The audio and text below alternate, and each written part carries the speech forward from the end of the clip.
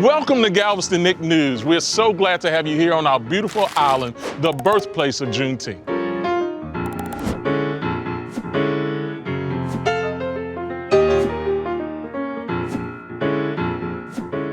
Galveston was a commercial center and a resort town. There was less than 1,000 enslaved people on the island. Most of the enslaved people on the island would have been working in the homes of wealthy enslavers and business owners.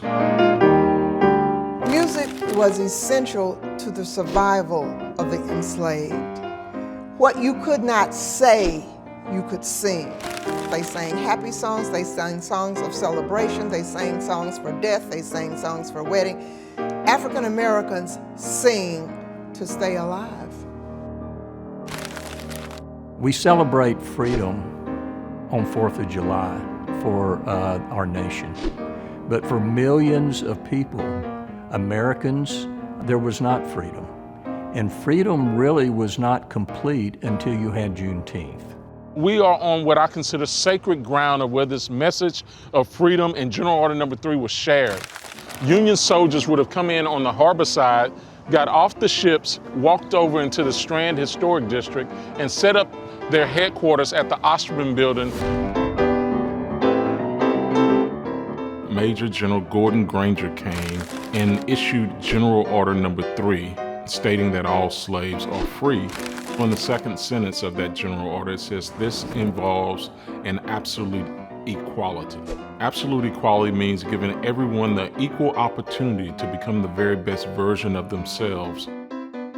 Juneteenth marks that date when then the final portion of the United States where everyone was free. Slavery chain done broke at last, broke at last, broke at last. Slavery chain done broke at last, gonna praise God till I die. Once the order was issued, they left here, walked through the city. Many enslaved people would have been gathered around a central location like Ashton Villa, and a plantation owner or Union soldier would have made an announcement there. This little light of mine, I'm gonna let it shine. The soldiers came to let them know they were free, and they felt like finally the bright light had been turned on. Let it shine, let it shine, let it shine. There were celebrations on the plantations. There was excitement.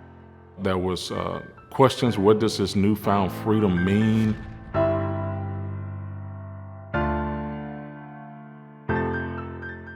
They couldn't go anywhere because it was tremendously dangerous. You couldn't go anywhere anyway unless you had a pass, which was a piece of paper that says, okay, John has my permission to be out and on the road. It was extremely dangerous for Black people to travel anywhere.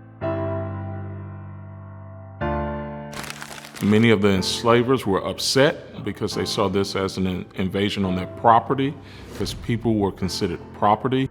The relationship was changed from master-slave to employer-employee. Some forced the enslaved people off of their properties. Others offered for them to work as tenant farmers or sharecroppers.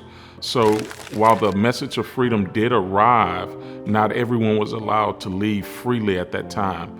Stay with your employer, work for wages. If you call that freedom, that was General Order Number 3 of the Emancipation Proclamation. Galveston's history is like most cities around the world. We have those areas and those portions of our history that we feel very proud of, and there's other portions of our history that could have been done a lot better. Sharing these oral histories and stories has always been important to our community. It's how the story is passed down from generation to generation. Juneteenth stands for freedom, freedom for all Americans. It's something that we have to continue to work with.